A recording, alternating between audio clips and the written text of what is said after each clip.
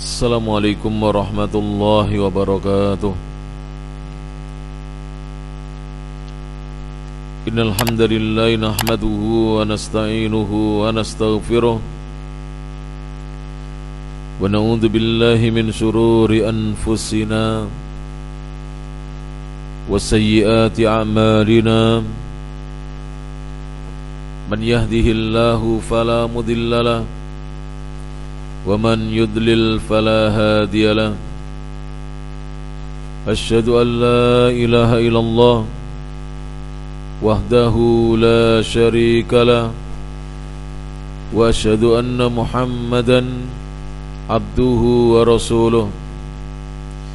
Ya ayyuhalladzina amanu taqullaha haqqa tuqatih wa la tamutunna illa wa antum muslimun. Ya ayyuhan nasu taqu rabbakum alladzi khalaqakum min nafsin wahidah wa khalaqa minha zawjaha wa batha minhuma rijalan katsiran wa nisaa wattaqullaha alladzi tasaaluna bihi wal arham innallaha kana 'alaykum raqiba.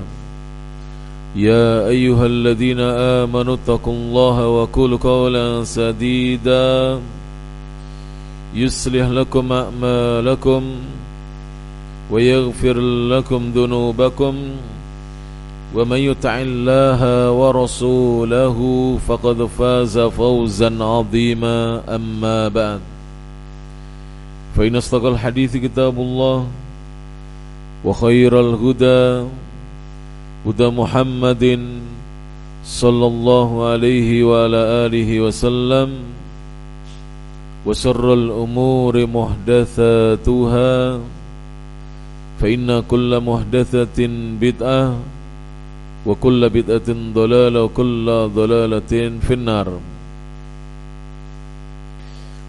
Para bapak dan ibu, kaum muslimin dan kaum muslimat, ikhwan dan akhwat, jamaah kajian menjelang berbuka puasa Masjid Al-Imam Asy-Syafi'i rahimahullah, Suko, Mojokerto.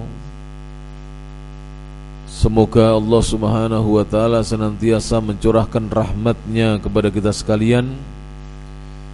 Alhamdulillah, segala puji hanya milik Allah subhanahu wa ta'ala, alladzi bi ni'matihi, yang dengan nikmat dan karunia dari Allah subhanahu wa ta'ala semata tatimmus shalihat, kebaikan-kebaikan menjadi sempurna. Di pertemuan sore hari ini adalah pertemuan kita yang kelima.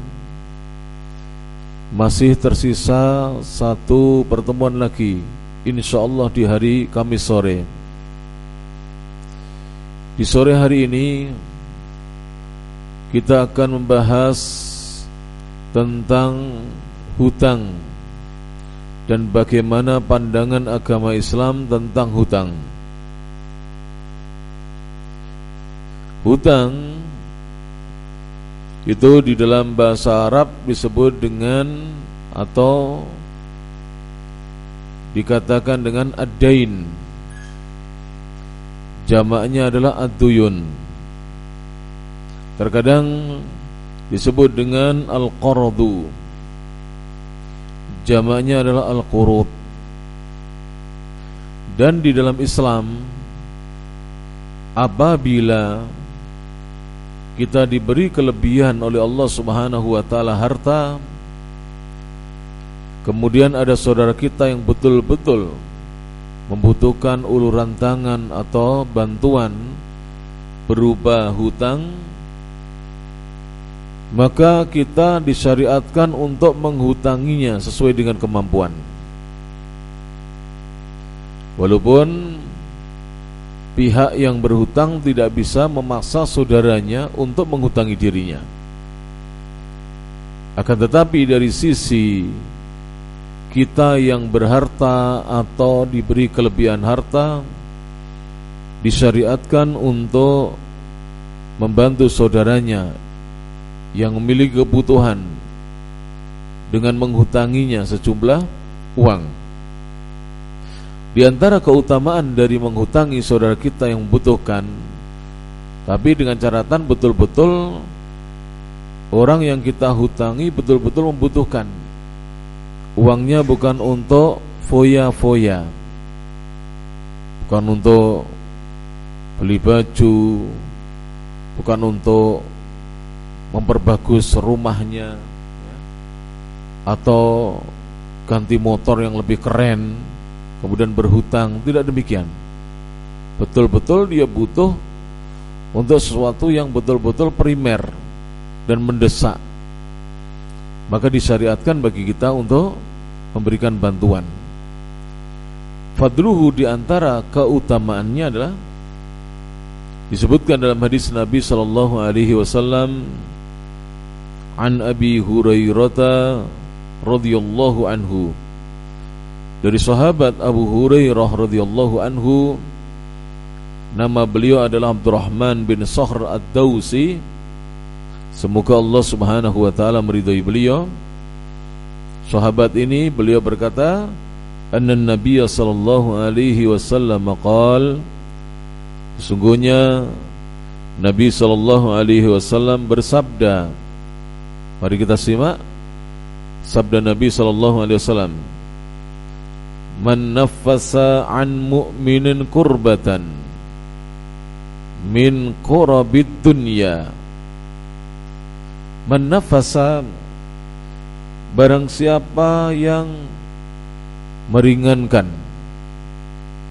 an muslimin, dari saudaranya seorang muslim, kurbatan min kurabid dunya, satu kesusahan di antara kesusahan-kesusahan yang ada di dunia ini.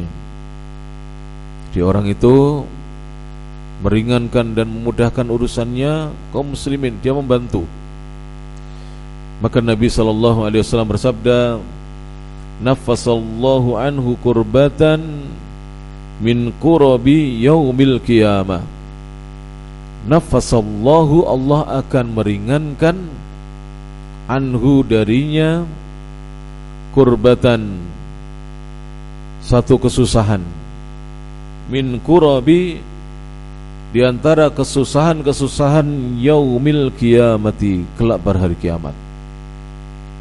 Maka dari hadis yang mulia ini, apabila kita memudahkan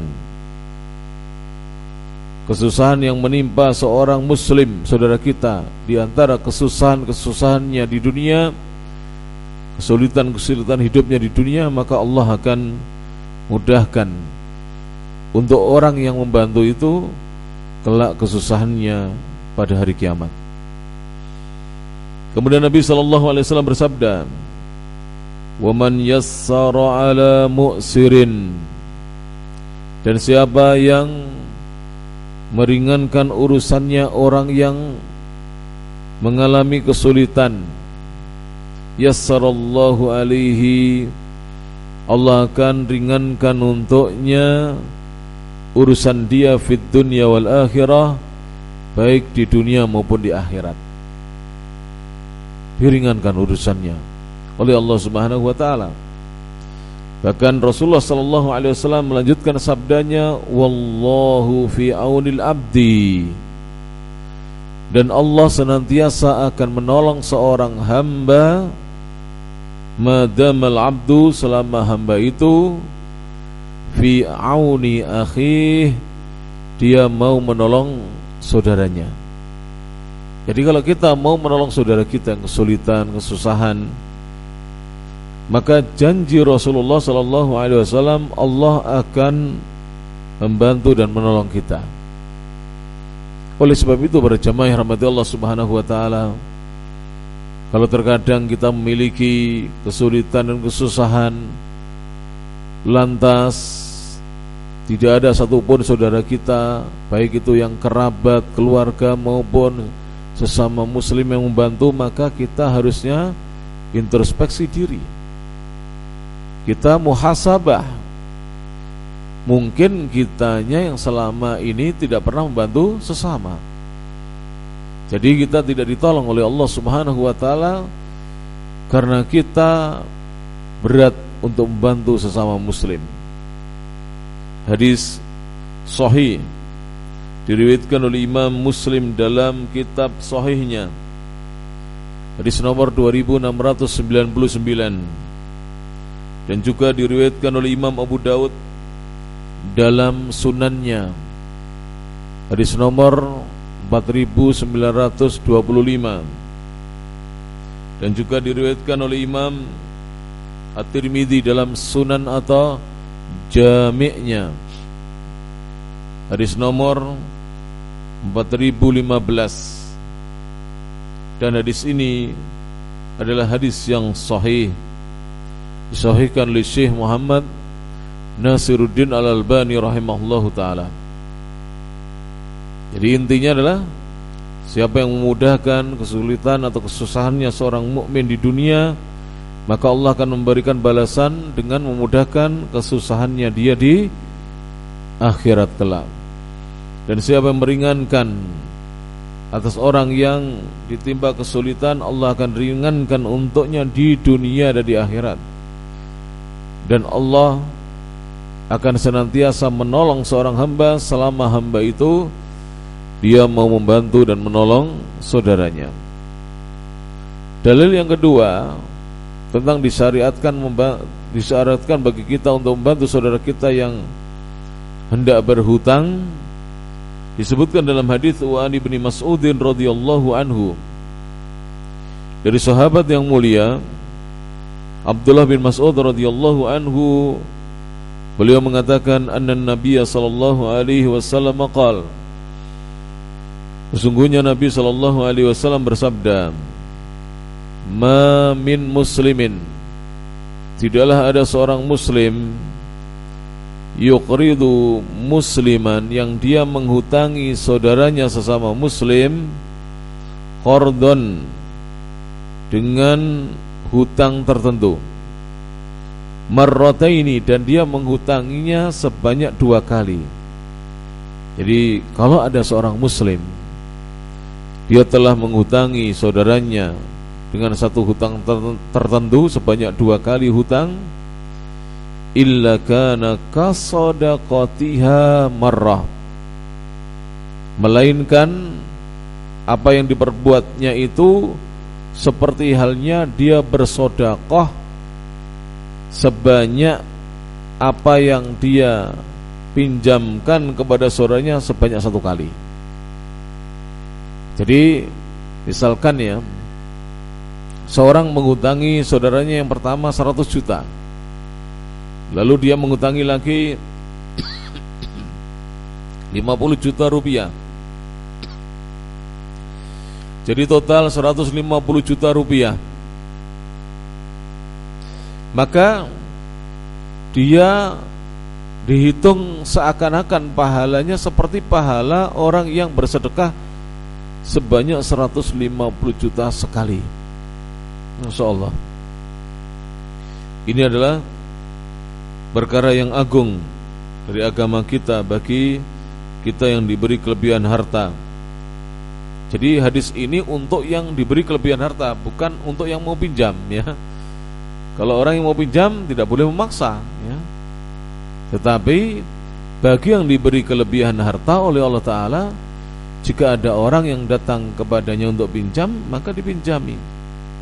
Apalagi 2 kali meminjami itu sama dengan bersedekah sebanyak itu sekali.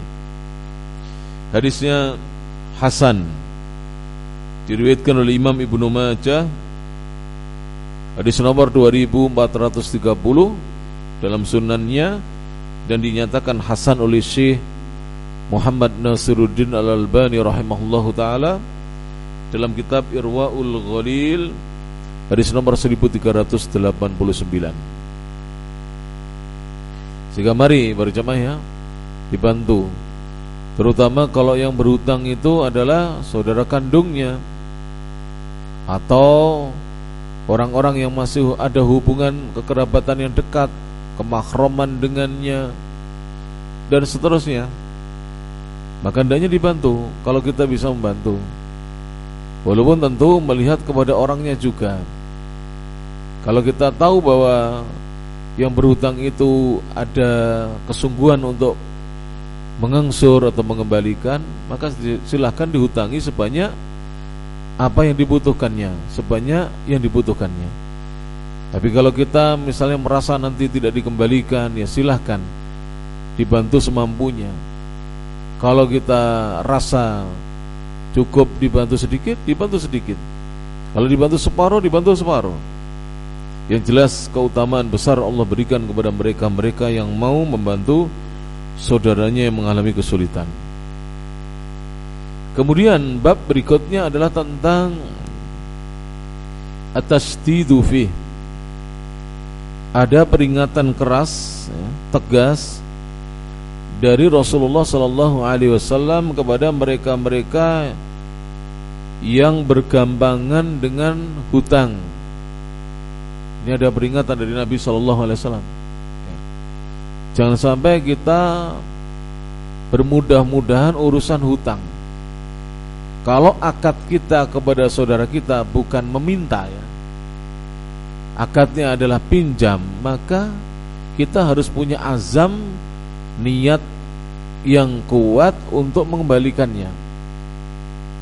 Nanti akan dibahas, ya, pembahasannya di sini panjang tentang di mana Nabi SAW bersikap tegas kepada mereka-mereka yang berhutang, lalu tidak ada keinginan baik untuk mengembalikan hutangnya. Mari kita baca hadisnya. Hadis yang pertama, an Thauban maula Rasulillah sallallahu alaihi wasallam. Dari sahabat Thauban, maulanya Rasulullah sallallahu alaihi wasallam. Maula itu dulunya Thauban itu budak, lalu dimerdekakan oleh Nabi sallallahu alaihi wasallam, maka menjadi maulanya. Rasulullah adalah, ya, mantan majikannya yang telah membantu untuk kemerdekaan diri budak tersebut. An Rasulillah sallallahu alaihi wasallam, dari Rasulullah sallallahu alaihi wasallam, annahu qala, sesungguhnya Nabi sallallahu alaihi wasallam bersabda, man faraqar ruhul jasad, barang siapa yang rohnya, nyawanya meninggalkan dan lepas dari jasadnya. Ini maksud apa ini? Meninggal dunia. Barang siapa yang ruh dan nyawanya terlepas dari jasadnya, itu meninggal dunia. Wa huwa bari'un, dalam keadaan ketika dia meninggal, bari'un, dia berlepas diri, min thalathin, dari 3 perbuatan. Kalau dia berlepas diri dari 3 perbuatan itu, dakhalal jannata, pasti dia masuk surga. Ini kabar gembira untuk kita para jemaah. Kita orang-orang beriman, apabila kita meninggal dunia dan kita tidak mengerjakan 3 perbuatan itu, insyaallah dijamin masuk surga. Yang pertama apa? Minal kibri, dia berlepas diri dari ketakaburan atau kesombongan. Maka kalau ingin masuk surga, jangan sekali-kali kita takabur, sombong, angkuh. Dan sombong itu dijelaskan oleh Nabi SAW dalam hadis yang lain yang sahih. Al-kibru, sombong itu adalah batorul haq, menolak kebenaran, wa ghamtun nas, dan merendahkan manusia. Jadi kalau kita merendahkan manusia, sudah kita tidak mau menerima kebenaran, ada ayat ditolak, ada hadis yang sahih atau hasan ditolak karena hawa nafsunya tidak mau mengikuti. Kemudian kita merendahkan manusia, yaitu menghina mereka, meremehkan manusia. Kan ada kadang-kadang orang itu suka meremehkan sesamanya, apalagi kalau semuanya tidak memiliki harta, diremehkan. Lebih-lebih kalau sesamanya tidak punya jabatan, diremehkan. Yang dihormati olehnya hanya orang-orang yang berharta dan punya jabatan. Tidak boleh demikian. Seorang muslim harus bersikap, berakhlak yang mulia kepada siapapun, bahkan bukan hanya kepada sama muslim, kepada orang non-muslim pun kita harus berakhlak yang mulia. Dan ini adalah ajaran Rasulullah SAW. Jadi yang pertama, dia akan masuk surga kalau dia berlepas diri dari ketakaburan atau kesombongan. Yang kedua, wal ghululi, dan dari sikap berkhianat, suka menipu. Jadi orang yang jujur dan amanah, jujur itu orangnya disebut dengan as-shadiq, yang jujur. Kalau berbicara sesuai dengan apa yang diketahui olehnya, bukan berbicara A yang diketahui B, itu namanya bohong. Dia tahu bahwa saudaranya misalkan tidak pernah berbuat kejahatan, lalu dia bercerita kepada temannya saudaranya berbuat jahat, namanya pendusta, pembohong, orang yang suka mengarang cerita. Ini ada orang itu sukanya apa? Mengarang apa? Cerita, naudzubillah. Kalau dikejar dia bingung dia. Kalau dia dikejar, kamu tadi cerita ke sana, kamu siapa? Bingung. Kamu ke sana jam berapa? Tambah bingung lagi. Gitu. Pasti bingung, ya tak? Kamu tadi pakai baju apa? Bingung, ngarang bajunya nanti ya. Pokoknya kebohongan itu akan ditutupi dengan kebohongan yang banyak. Makanya jangan dusta dan bohong para jamaah. Setiap kita berbohong sekali, kita akan berupaya untuk menutupi kedustaan kita. Misalnya tadi pagi kita tidak berjamaah di masjid, sakit misalkan, atau bangun kesiangan, katakan saya tidak pergi ke masjid. Sebab nanti kalau ditanya pergi ke masjid ya, siapa imamnya? Bingung dia. Tadi satu soft atau lebih, bingung ya kan? Apalagi kalau saya tadi di masjid kok kamu tidak ada lah, tambah ketahuan. Kalau bahasa anak pondokan, kana yakunu konangan namanya ya, kana yakunu konangan namanya, ketahuan, tidak boleh. Karena orang yang ya menjauhkan dirinya dari sifat menipu atau berbohong, dia akan dibebaskan dari neraka dan pasti dia akan masuk surga. Kemudian yang ketiga apa? Wadaini, dan hutang. Jadi siapa yang berlepas diri dari tiga amalan ini, sombong, suka menipu dan berdusta, dan dia terlepas dari hutang, maka dia pasti masuk surga. Hadisnya sahih, diriwayatkan oleh Imam At-Tirmidzi dalam jami'nya hadis nomor 1621, dan juga diriwayatkan oleh Imam Ibnu Majah dalam sunannya hadis nomor 2412, dan hadis ini disahihkan oleh Syekh Muhammad Nasiruddin Al-Albani dalam kitabnya Sahih Sunan Ibnu Majah. Sehingga mari kita berupaya menjauhi kesombongan dan sifat suka menipu dan berdusta, serta kalau masih ada yang punya hutang segera dilunasi. Dan kalau melunasi hutang itu jangan tunggu kumpul uangnya. Kita cicil sedikit demi sedikit, nanti dicatat. Tolong dicatat, saya mengembalikan 50.000, 100.000, 200.000. Selesai. Ada jamaah saya yang cerita, Ustadz, saya pernah mendengar ceramah jenengan dan juga saya sudah mempraktekannya. Jadi jamaah ini sudah praktek. Hutangnya kisaran sekitar 30-an juta, saya lupa ingat ya. Pokoknya beliau cerita begitu kepada saya. Lalu beliau merasa berat, tapi kemudian sering dengar ceramah, mungkin bukan hanya dari saya. Dengan mengangsur itu Allah akan mudahkan. Karena mengangsur itu berarti ada iktikad baik. Kalau tidak pernah mengangsur, nunggu nanti kalau ngumpul baru saya bayar hutang saya 10 juta, nunggu kalau saya punya uang 10 juta, itu tidak akan bakal apa? Terangsur dan tidak akan bakal lunas. Akhirnya dipraktekkan sama dia. Dia cicil 300.000, hutangnya 30 juta, 300.000, 400.000. Cerita ke saya begitu. Pokoknya punya uang sekian pun dicicilkan, ditransfer. Tapi dicatat, sekarang lunas. Sebelum Ramadan ini cerita kepada saya lunas, dan dia berbunga-bunga apa? Sumringah itu apa? Berseri-seri wajahnya, lunas. Alhamdulillah. Nanti saya bacakan hadisnya. Tidak usah khawatir. Saya bukan ngarang ya, saya bukan pengarang. Saya hanya membaca hadis-hadis Nabi SAW. Kalau panjenengan punya hutang, angsur, lunas, insyaallah taala. Tapi kalau tidak ada niatan untuk mengangsur atau mencicil tidak akan lunas kapanpun.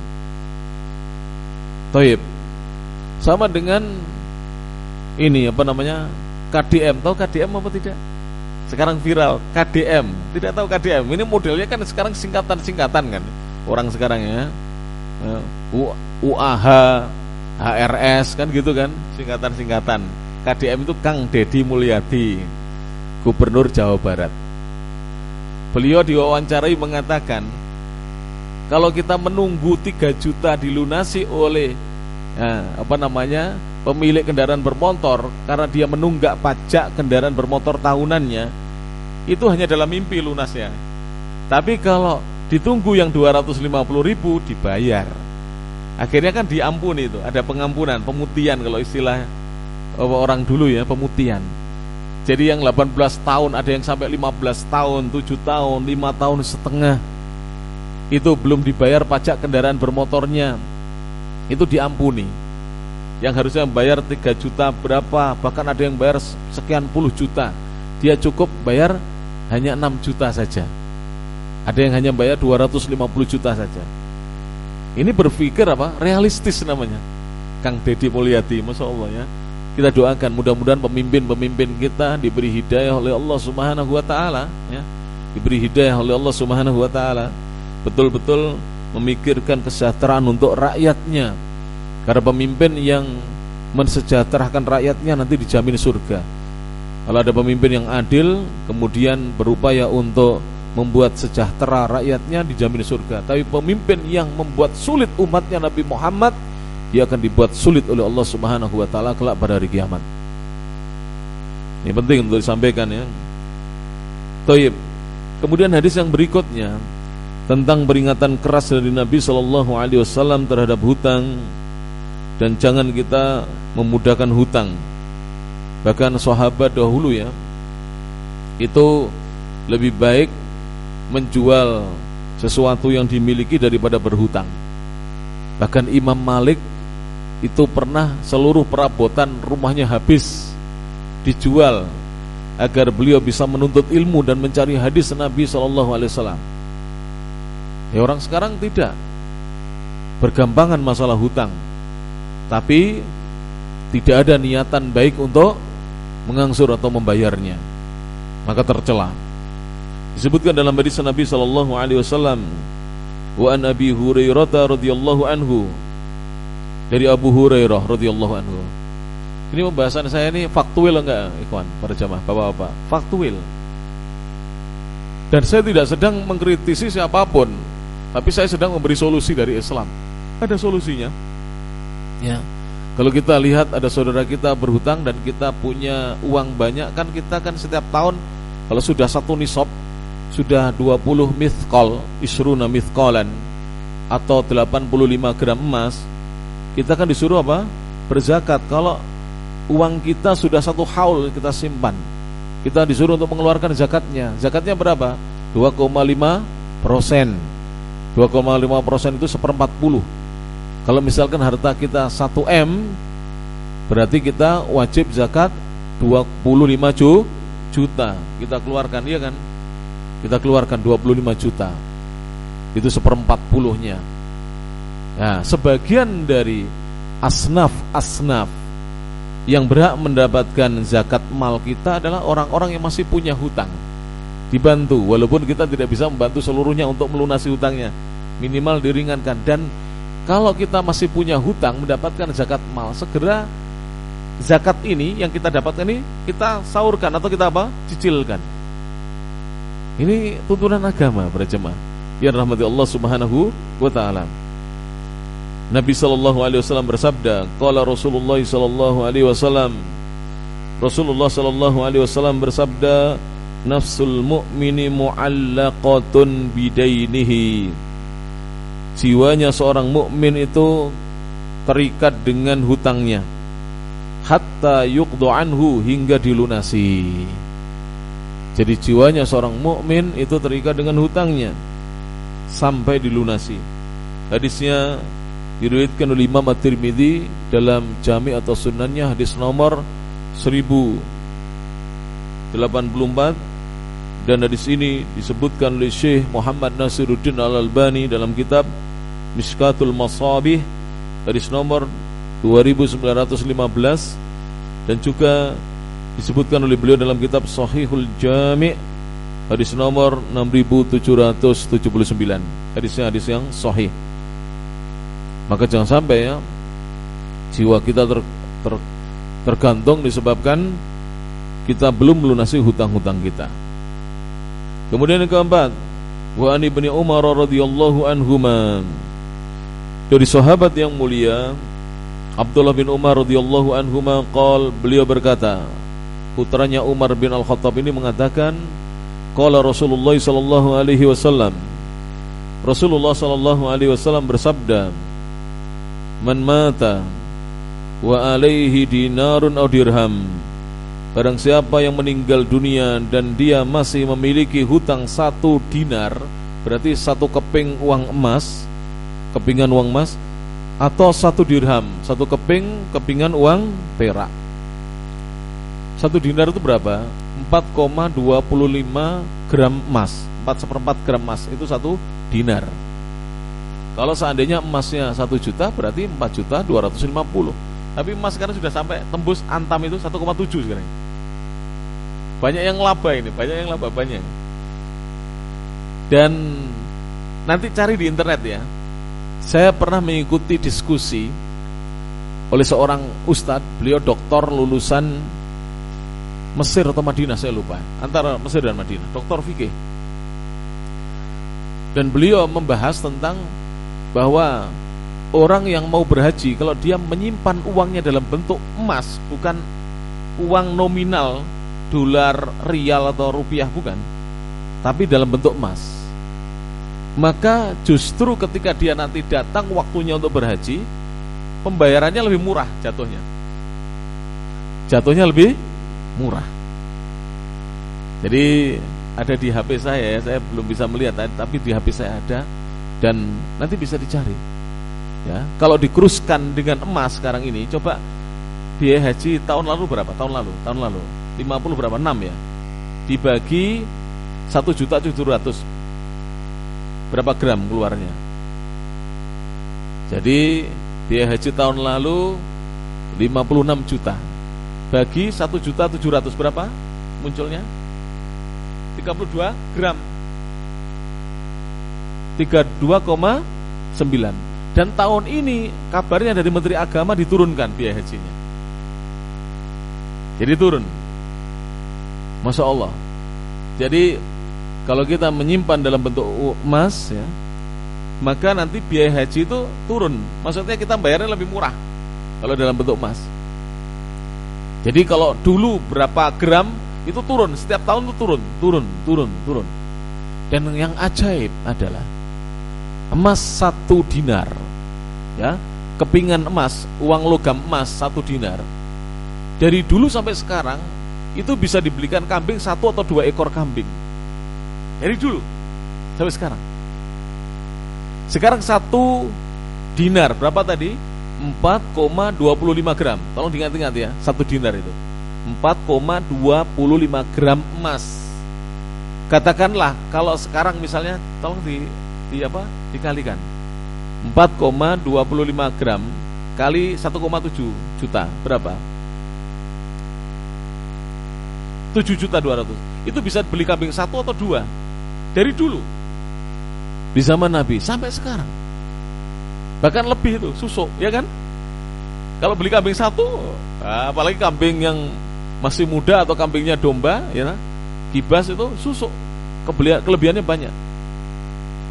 Makanya kadang-kadang orang-orang itu tidak mau ya berpikir seperti itu. Wallahu alam ya. Kapan nanti bisa diterapkan kembali memakai uang kepingan logam dinar dan dirham? Kalau dirham itu 2,93 gram perak. Jadi 3 gram perak. Sekarang perak berapa? 16.000 atau berapa? Coba dicek per hari ini perak. Kalau tidak salah 1 gramnya 16.000 turun ya, dibandingkan di zaman Nabi turun harga perak. Zaman Nabi harga perak itu mendekati harga emas.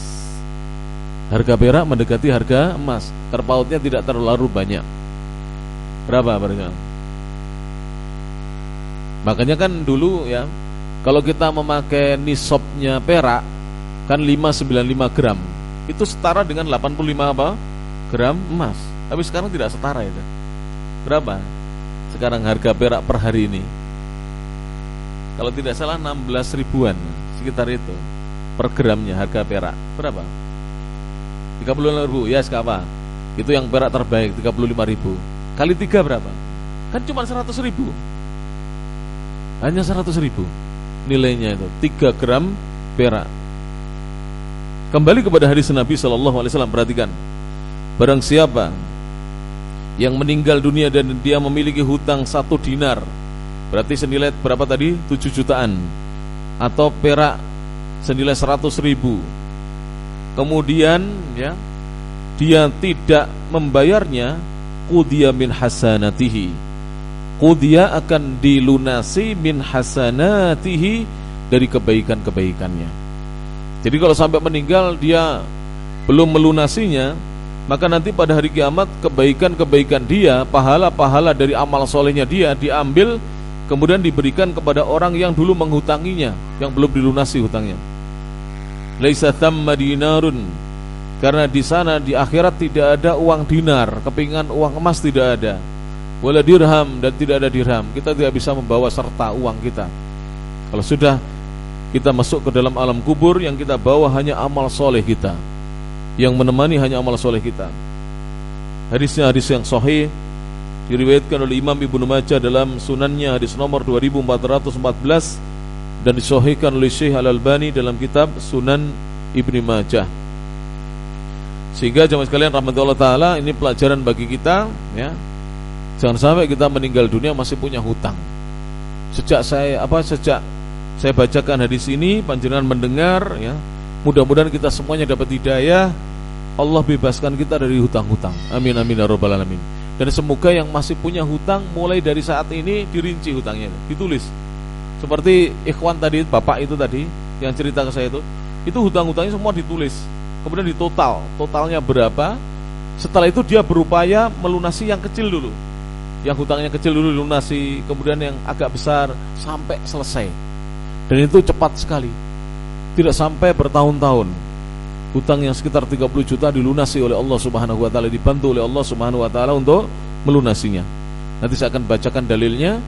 Kalau kita ingin lunas dari hutang, ada solusi dari Nabi SAW selain doa. Ada hadis Nabi SAW yang menunjukkan bahwa ini adalah solusi yang terbaik yang datang dari Nabi SAW. Kemudian hadis yang berikutnya, hadis yang keempat, wa an Abi Qatadah radhiyallahu anhu, dari sahabat yang mulia Abu Qatadah radhiyallahu anhu, beliau mengatakan, anna Rasulullah sallallahu alaihi wasallam qama fihim, bahwasanya Rasulullah sallallahu alaihi wasallam berdiri di tengah-tengah para sahabat. Fadzakara lahum, lalu Nabi menceritakan kepada mereka para sahabat, annal jihad fi sabilillah, sesungguhnya berjihad di jalan Allah, memperjuangkan agama Allah, meninggikan kalimat Allah, wal iman billah, dan juga beriman kepada Allah, afdhalul a'mal, sesungguhnya dua amalan tersebut, berjihad dan beriman, adalah amalan-amalan yang paling utama, yang terbaik. Faqama rajulun, lalu tiba-tiba ada seorang laki-laki dari sahabat berdiri. Faqala, beliau mengatakan, laki-laki itu berkata, ya Rasulullah, wahai Rasulullah, ara'aita, bagaimana pendapatmu ya Rasulullah, kata laki-laki itu, in kutiltu fi sabilillah, jika aku terbunuh di jalan Allah, atukaffaru an khotoyaya, apakah akan diampuni kesalahan-kesalahanku, akan ditutupi kesalahan-kesalahanku oleh Allah Ta'ala? Qala lahu Rasulullah sallallahu alaihi wasallam, Rasulullah sallallahu alaihi wasallam bersabda, "Na'am, iya.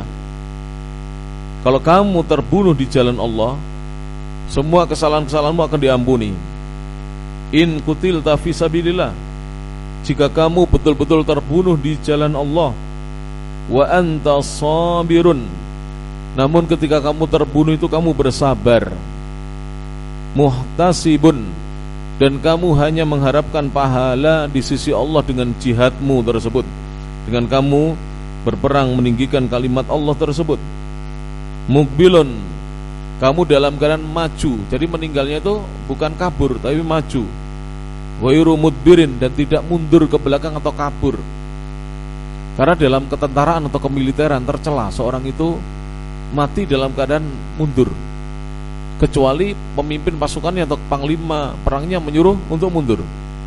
Tapi kalau tidak menyuruh mundur, tidak boleh kabur atau mundur dari medan pertempuran, walaupun resikonya adalah kematian.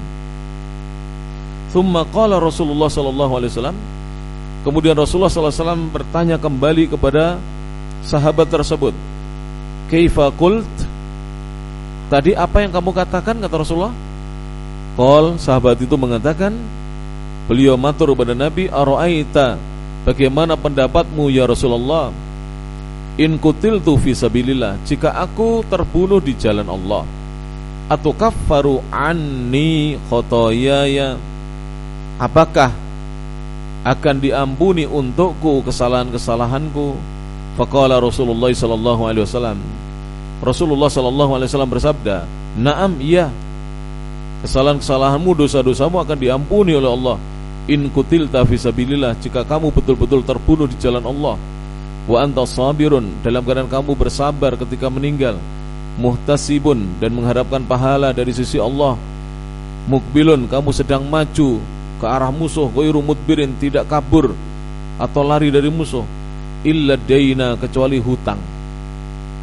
Jadi Nabi memberikan pengecualian kecuali hutang. Hutang kamu tidak diampuni oleh Allah Subhanahu wa taala. Fa inna Jibril alaihissalam qala lidzalik, karena Jibril alaihissalam mengatakan hal itu kepadaku. Jadi Jibril menyampaikan wahyu kepada Nabi sallallahu alaihi wasallam bahwa seorang mujahid itu harusnya masuk surga. Tapi tersisa hutang, Allah tidak mengampuni hutang. Karena hutang itu hakul adami, haknya anak Adam, hak orang lain yang punya uang yang dulu kita berhutang kepadanya. Hadisnya sahih para jemaah, diriwayatkan oleh Imam Muslim dalam kitab sahihnya, hadis nomor 1885, dan juga diriwayatkan oleh Imam At-Tirmidzi dalam Jami' atau Sunannya, hadis nomor 1765, dan juga diriwayatkan oleh Imam An-Nasa'i. Hadisnya disahihkan oleh Syekh Muhammad Nasiruddin Al-Albani dalam kitab Irwaul Ghalil. Kemudian tadi saya sampaikan ya, ada solusi dari Nabi SAW. Tapi solusi ini berikut peringatan dari Nabi. Kalau kita berhutang harus punya niat azam untuk mengembalikan. Ya, harus punya niat azam untuk mengembalikan. Jangan sampai kita berniat untuk tidak mau mengembalikan. Disebutkan, man akhadha amwalan nas, kata Syekh Dr. Abdul Azim Ibnu Badawi Al-Khalafi dalam kitabnya Al-Wajiz fi Fiqh Sunnati wal Kitabil Aziz, beliau mengatakan, man akhadha amwalan nas, barang siapa yang mengambil harta-harta bendanya manusia, yaitu berhutang, yuridu ada'aha, lalu dia berkeinginan kuat untuk mengembalikannya atau melunasinya, atau sebaliknya itlafaha, dia berniat untuk merusak harta saudaranya atau untuk tidak mengembalikan harta saudaranya, maka disebutkan dalam hadis Nabi sallallahu alaihi wasallam, an Abi Hurairah radhiyallahu anhu, dari sahabat yang mulia Abu Hurairah radhiyallahu anhu, anin Nabi sallallahu alaihi wasallam, dari Nabi sallallahu alaihi wasallam, qol, Nabi bersabda, man akhadha amwalan nasi, barang siapa yang mengambil harta-hartanya manusia, yang dimaksud di sini berhutang, pinjam uang atau pinjam barang. Jadi hutang itu kadang-kadang bisa pinjam uang, kadang-kadang pinjam barang. Kok bisa? Contoh, ada produsen barang, katakanlah produsen tas atau sandal atau sepatu atau sirwal atau baju atau apa saja. Kita ambil barang dengan cara hutang, kan berarti hutang berupa apa? Barang. Maka kita harus kembalikan uangnya. Harga barang itu harus kita bayar. Dan mari kita biasakan hidup ini sederhana saja. Jangan neko-neko, jangan banyak gaya. Banyak orang yang hancur kehidupannya gara-gara banyak gaya. Kalau belum mampu naik sepeda motor, naik sepeda pancal. Kalau belum mampu beli sepeda pancal, jalan kaki. Ini Islam mengajarkan begitu kepada kita. Panjenengan bisa lihat ya, orang-orang yang bersabar itu justru dari kalangan orang-orang non-muslim kadang-kadang. Saya punya tetangga non-muslim, Chinese, orang Cina. Saya tahu sendiri ya. Kebetulan ibu saya itu pegawai negeri ya. Beliau pegawai negeri. Jadi kalau pas bayaran itu kadang-kadang ibu saya ya panggil tukang jualan yang lewat di depan rumah untuk membelikan anak-anaknya. Waktu itu tetangga Cina saya itu belum begitu kaya, tapi lebih kaya daripada ibu saya. Dan saya yakin penghasilannya lebih besar daripada penghasilannya siapa? Ibunda saya. Tapi tidak pernah saya lihat beliau itu jajan. Dan ternyata memang begitu. Orang Cina itu kalau belum kaya raya betul tidak pernah jajan. Kalau sudah beli sayuran atau beli lauk dimasak, ya sudah itu yang dimakan sama keluarganya.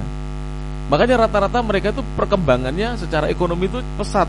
Kita kadang-kadang cemburu dengan mereka, iri, tapi kita tidak mau meniru bagaimana caranya mereka. Bakhil memang tidak boleh, rata-rata mereka bakhil ya. Tidak boleh bakhil. Tetapi hematnya mereka harus ditiru. Mereka kalau tidak kaya betul itu tidak mau jajan. Lah kita penghasilan misalnya 30.000 habis sehari. Penghasilan 50.000 habis sehari. Penghasilan 70.000 tidak tersisa. Penghasilan 100.000 tidak ada yang disimpan. Maka mohon ini ya, setelah pengajian saya ini, karena ini yang minta panitia loh saya. Mungkin orang sini banyak yang ngutang. Jadi ini yang minta panitia ini, bukan saya ini. Minta saya membahas tentang hutang dalam pandangan Islam ya. Tolong ya Bapak-bapak, kalau punya rezeki segera sisihkan. Saya dulu ya tahu seseorang di Pare itu.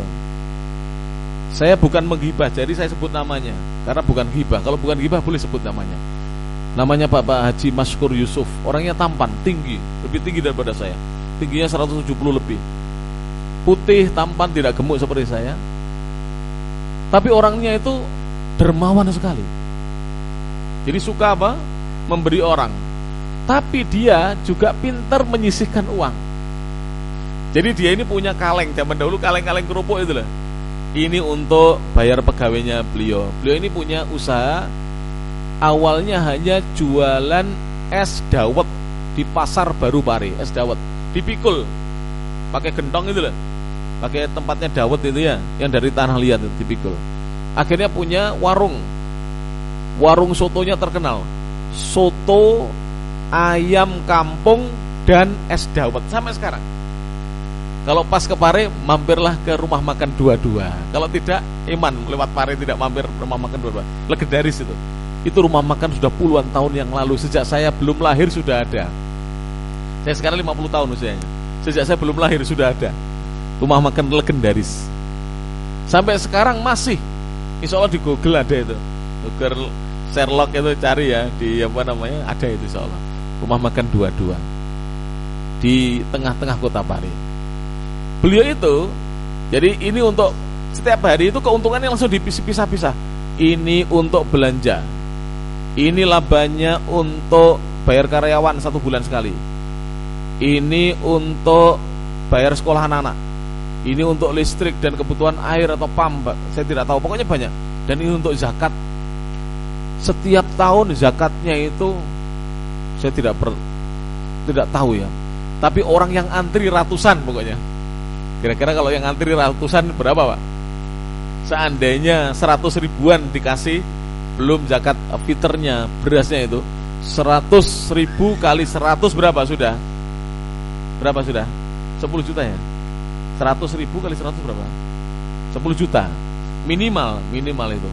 Tapi itu bukan jumlahnya 100 orang, ratusan jumlahnya. Jadi puluhan juta di zaman itu beliau. Jadi beliau suksesnya apa? Selain banyak sedekah, lah orang sekarang ini sudah banyak hutang tidak pernah sedekah. Banyak sedekah, perbanyak sedekah, kurangi hutang. Kalau bisa kita berhenti dari hutang, mulai menabung sedikit demi sedikit. Beberapa hari yang lalu mungkin viral, nanti dicari di YouTube lah. Panjenengan punya HP, ada kuota internetnya. Ada seorang pebengkel ya, reparasi motor kalau tidak salah. Dia menabung di drum yang biru itu loh, dari plastik itu loh. Drum plastik yang biasanya untuk tempat ikan laut itu. Selama 8 tahun tabungannya dibuka sekitar 70-an juta, bayangkan. Itu yang ditabung hanya uang receh. Bagaimana kalau kita menabung setiap harinya 10.000 atau 20.000, yakin dalam sekian tahun kita bisa pergi umroh dengan istri, ya, ibu-ibu bisa pergi umroh dengan suami, bisa bahkan dengan anak istrinya lengkap diajak. Ini ada beberapa pengusaha di Kediri ini hari-hari ini pada umroh. Ada yang dengan keluarganya semua diajak, istrinya diajak, putra-putrinya diajak, Masya Allah. Maka diamalkan berjamaah rahmatullah ta'ala, diamalkan. Menabung, jangan boros, jangan uang ini dihabis-habiskan. Kalau istri kita tidak bisa menabung, kita yang nabung. Jangan diberitahu istri tempatnya di mana. Ya, nanti diberitahu kalau sudah agak banyak. Nah. Jadi menabung berjamaah. Ya rahmat Allah Subhanahu wa taala. Dan berhenti dari hutang, tidak lagi berhutang, hidup seadanya. Kalau tidak bisa makan, jual HP-nya, tidak usah pakai HP dulu sementara waktu. Begitu para sahabat. Imam Malik bin Anas Al-Asbahi, gurunya Imam Syafi'i, sampai menjual seluruh perabotannya, bahkan atapnya pun terjual, rumahnya bolong. Ulama salaf dahulu begitu, tidak mau berhutang. Dan resep ini kalau diamalkan di zaman ini, panjenengan akan hidup bahagia, tentram, tidak dikejar-kejar hutang. Apalagi hutangnya mohon maaf ke rentenir, ke bank peridil, naudzubillahi min dzalik. Ya. Jangan para jemaah. Maka Nabi sallallahu alaihi wasallam bersabda, An Abi Hurairah radhiyallahu anhu, dari Abu Hurairah radhiyallahu anhu, anin Nabi sallallahu alaihi wasallam, dari Nabi sallallahu alaihi wasallam qala, beliau bersabda, man akhadha amwalan nas, barang siapa yang mengambil atau berhutang, mengambil hartanya manusia, maksudnya berhutang, yuridu ada'aha, lalu dia berkeinginan kuat untuk melunasinya, berkeinginan kuat untuk menutup hutang-hutangnya, adallahu anhu, Allah akan membantu dia untuk melunasi hutang-hutangnya. Allah akan menolong dia untuk dia melunasi hutang-hutangnya. Makanya niatlah kepada Allah, ya, untuk membayar hutang-hutang kita. Insyaallah Allah akan mudahkan kita untuk melunasi hutang-hutang kita. Wa man akhadha yuridu itlafaha, barang siapa yang berhutang mengambil hartanya manusia dan dia berkeinginan untuk merusak hartanya manusia, yaitu tidak mengembalikan hutangnya, atlafahullah, Allah akan membinasakan orang tersebut. Orang yang berhutang tidak mau bayar hutang akan dibinasakan oleh Allah Subhanahu wa taala.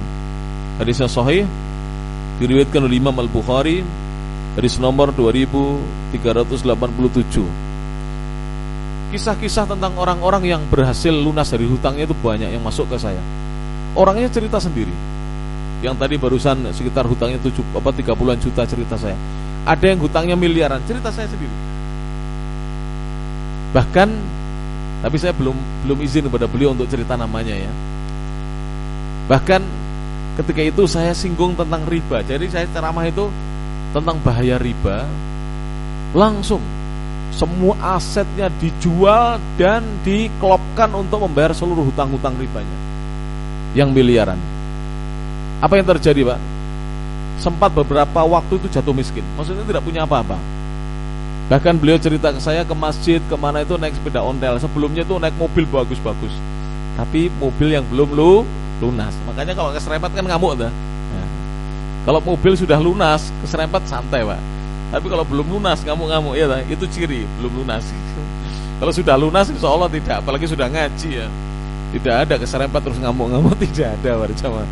Nah, Akhirnya beliau ini suatu hari datang ke pengajian saya nyinggung riba, Pak. Saya itu kalau ceramah kan ceplos-ceplos begini, tapi kan saya sampaikan kan dalil, Quran, Sunnah, saya tidak ngarang dalil.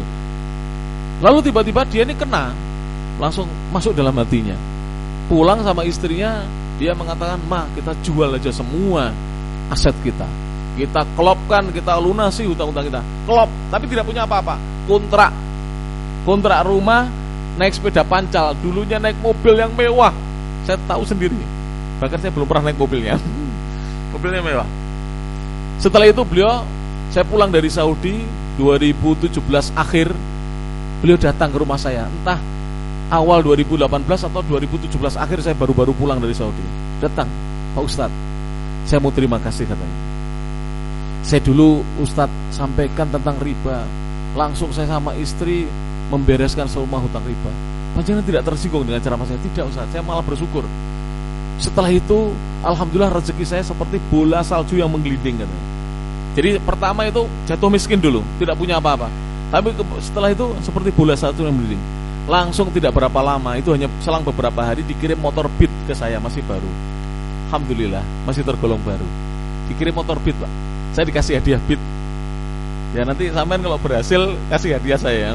Jangan lupa, biasanya Ustadz Gusnya dilalek nih, wis berhasil lali mbak gurune.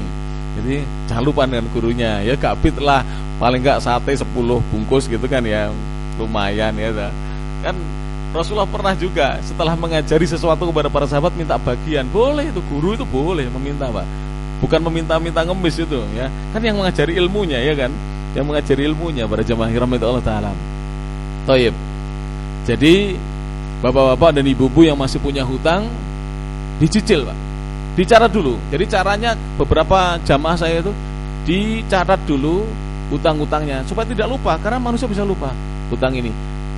Dicatat yang paling atas yang paling tinggi, yang paling bawah yang paling kecil hutangnya. Nanti dilunasi yang paling kecil dulu. Dicicil dulu sampai lunas. Nanti atasnya lagi sampai lunas. Atasnya lagi sampai lunas. Selesai. Kalau sudah selesai, rezeki panjenengan nanti seperti bola yang menggelinding, insyaallah taala. Kalau sudah selesai hutangnya. Makanya berhemat. Kaum muslimin berhemat. Kita kan sudah diajari puasa, kan? Ternyata kita ini sehari makan 2 kali loh, hidup, Pak, tidak mati loh. Padahal saya itu kan gemuk, Pak. Saya biasanya makan ini loh nambah, Pak. Imbuh saya itu. Tahu imbuh? Nambah malih loh, tanduk. Pertos tanduk mboten panjenengan. Nah, imbuh loh. Tanduk, nambah lagi. Tapi kalau Ramadan begini, buka puasa pakai kurma, gorengan, terus minum, sudah kenyang ya, Pak. Itulah saya sampai tarawih, Pak. Saya belum makan. Saya pulang itu nanti saya makan di rumah. Kotak dari sini itu loh, saya makan di rumah dengan istri, Pak. Maklum, Pak, cinta istri, bawa ke rumah. Sampean gak cinta istri, bawa pangan kene temal bojomu ning omah gak kayak inget toh. Temal dek kene. Lek dimakan di sini separuh saja, yang separuh bawa pulang, Pak. Cinta istri. Gitu. Iya no, kita harus begitu. Sampean jadiin cinta Dik, cinta opo, Mas? Sampean sego. Kemarin kan lauknya terakhir itu kan daging toh. Yang sini tuh lah. Jadi padang daging toh. Nah, mbok jenengan darah mriki to gak digo mulih to. Nah, modelnya jenengan ngoten niku. Separuh, dimakan separuh, Pak. Separuh dibawa pulang. Ingat istri. Kita ini sering jajan yang enak-enak, istri kita tidak pernah diberikan dosa itu. Nanti pada hari kiamat ditanya oleh Allah Subhanahu wa taala, anak aman. Saya enggak ditanya, saya sudah praktek kok. Tak bawa pulang para jemaah. Ya. Dan itu juga strategi saya juga. Minta dibawa pulang, akhirnya dibawakan double sama Pak Anto. Ini Pak Anto wonge. Nah, akhirnya sungkan gawane siji tok ustadz. Akhirnya didobeli ya, itu strategi. Sampeyan tak kayak ilmu strategi ini. Jadi seperti itu, Masya Allah. Ya, diamalkan para jamaah yang rahmati Allah Ta'ala. Kita berhenti. Kita alhamdulillah sudah dilatih puasa ini tidak berlebihan. Sudah, makannya dikurangi. Jangan memperturutkan syahwatnya perut, Pak. Syahwat perut dan syahwat badan. Syahwat badan apa? Pakaian. Banyak orang pakaiannya bagus-bagus. Kalau beli harus di mall yang mahal-mahal, sekian ratus ribu, bahkan juta. Akhirnya korupsi, kena OTT. Naudzubillah min dzalik. Jangan sampai. Sudah, pakaian sederhana saja.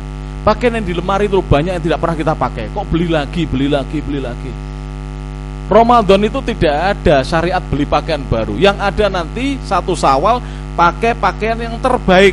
Yang ada di lemari dipilih mana yang lebih bagus. Sampaikan kepada anak-anak kita begitu. Uangnya disimpan, Pak, untuk bayar hutang, untuk modal. Kalau sudah tidak punya hutang, untuk modal, untuk persiapan beli tanah, bangun rumah, beli motor sendiri. Jangan pakai motornya mertua terus, yang tersinggung ya. Jangan pakai motor mertua terus. Masa jangan tinggal di pondok mertua indah terus, ya kan? Kita tinggal di rumah sendiri, bahagia dengan istri dan anak-anak kita. Ya, mulai dari sekarang dirubah, Pak, gaya hidup kita. Ya, kemudian cara pandang kita juga dirubah. Mindset kita. Jangan punya mindset jaga nih orang atau mengandalkan orang, apalagi mengandalkan orang tua dan mertua. Itu tidak bagus mindset seperti itu. Mindset mandiri ditanamkan pada diri kita dan istri kita dan anak-anak kita, berjamaah ya rahmati Allah Subhanahu wa taala.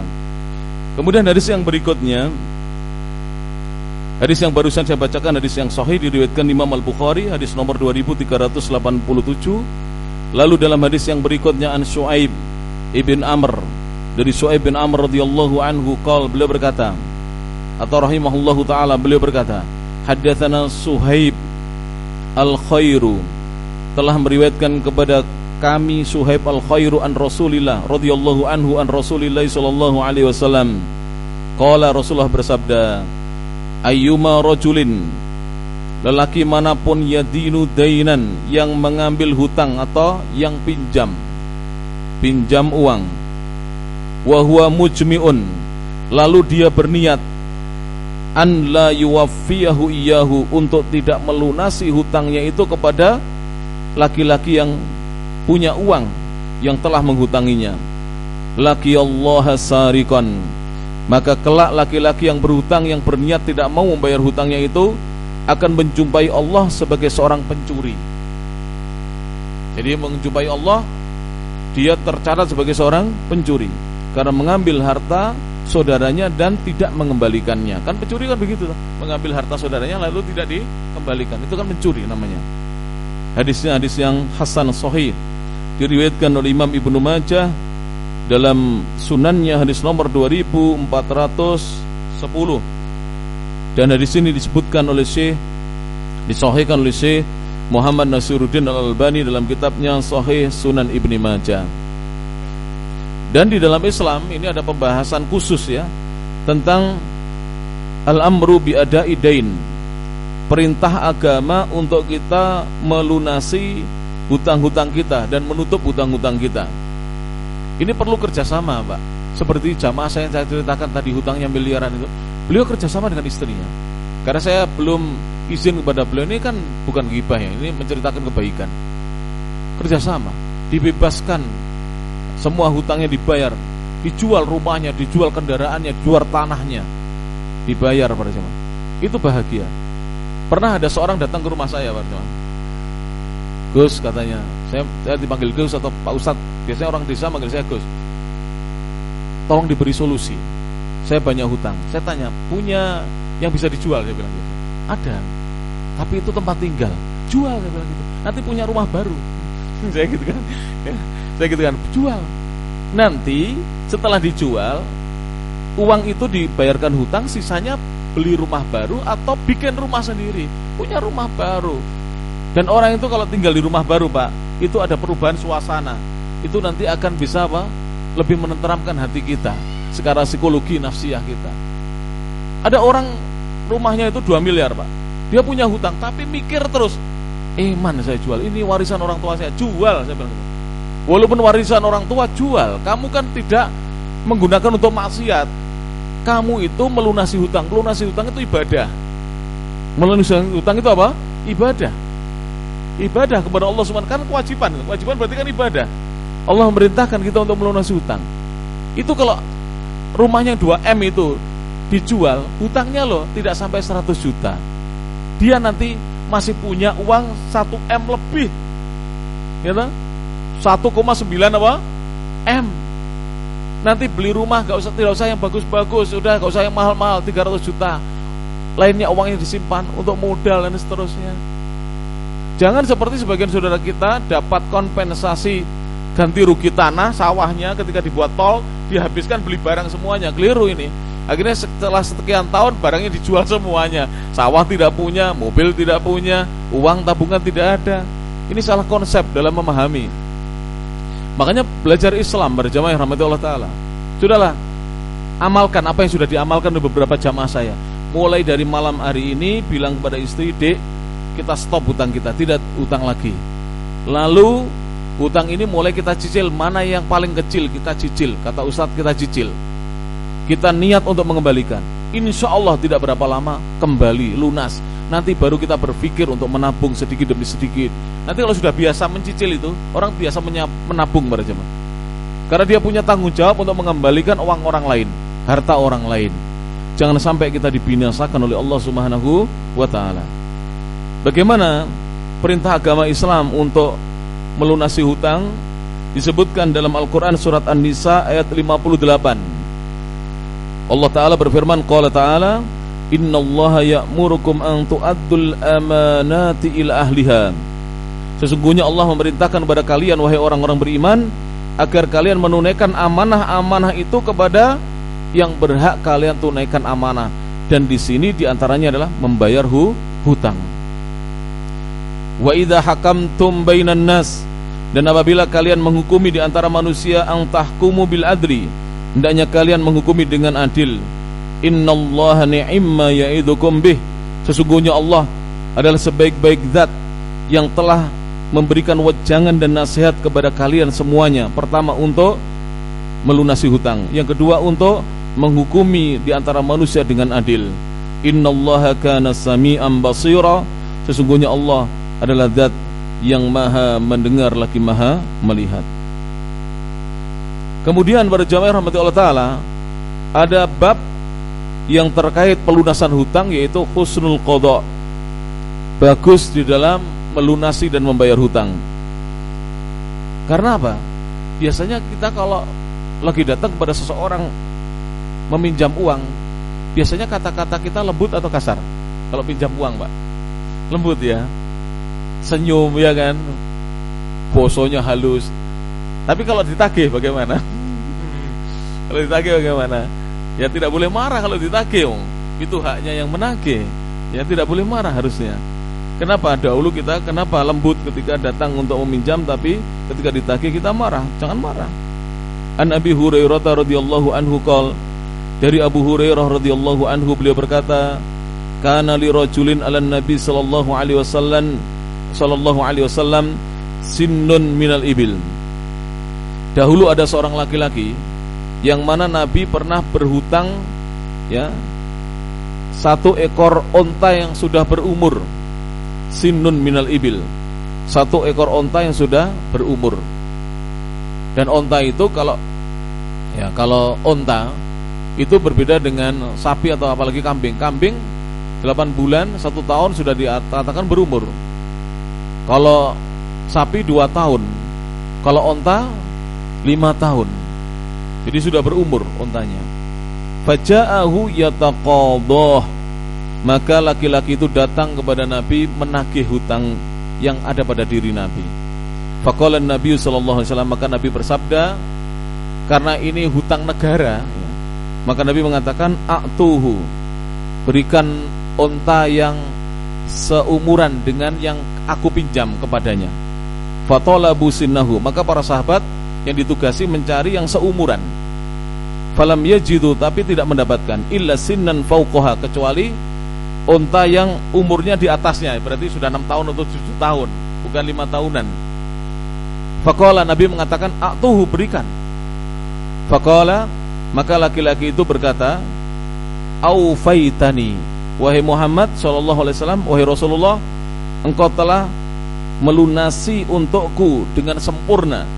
Aufallahu bika, semoga Allah memberikan rezeki kepadamu dengan rezeki yang melimpah dan sempurna. Qala Nabi sallallahu alaihi wasallam, maka Nabi setelah itu bersabda, mendengar laki-laki itu mengucapkan demikian, Nabi mengatakan, inna khiyarakum, sesungguhnya orang-orang yang terbaik di antara kalian adalah ahsanukum qadaan, siapa yang terbaik di dalam melunasi hutangnya. Hadis sahih diriwayatkan Imam Al-Bukhari, Muslim, An-Nasa'i, At-Tirmidzi, dan disahihkan oleh Syekh Al-Albani dalam kitab Irwaul Ghalil. Jadi kalau kita melunasi hutang berjamaah, kita boleh melebihkan ya kalau melunasi hutang, tapi tidak boleh ada perjanjian di depan. Misalnya saya punya hutang 10 juta kepada panjenengan, kepada Pak Anto misalnya. Lalu saya melunasi, saya bawa 11 juta, boleh itu. Tapi kalau perjanjian di muka nggak boleh, Pak Anto. Ustadz, ini nanti kembalikan 10 juta lebih 100 ribu. Walaupun 100 ribu nggak boleh. Lebih 10 ribu aja Ustadz, tidak boleh. Itu riba. Tapi kalau Pak Anto tidak minta, lalu saya melunasi, saya bawakan 11 juta, Pak, ini yang 1 juta untuk putra putrinya jenengan beli baju baru, Pak, misalnya gitu. Itu boleh ya. Itu boleh. Jadi melunasi hutang melebihkan itu boleh, sebagaimana dilakukan oleh Nabi SAW. Demikian bisa disampaikan. Mudah-mudahan bermanfaat. Akhirul kalam, nasrun minallah wa fathun qarib. Wabillahi taufiq wal hidayah wa ridha wal inayah fastabiqul khairat. Ihdinas siratal mustaqim. Nun wal qalami wa ma yasturun. Albiru liman ittaqa. Wallahul muwafiq ila aqwamit thoriq. Subhanakallahumma bihamdik, asyhadu an la ilaha illa anta, astaghfiruka wa atubu ilaik. Wa akhiru da'wana alhamdulillahi rabbil alamin. Assalamualaikum warahmatullahi wabarakatuh.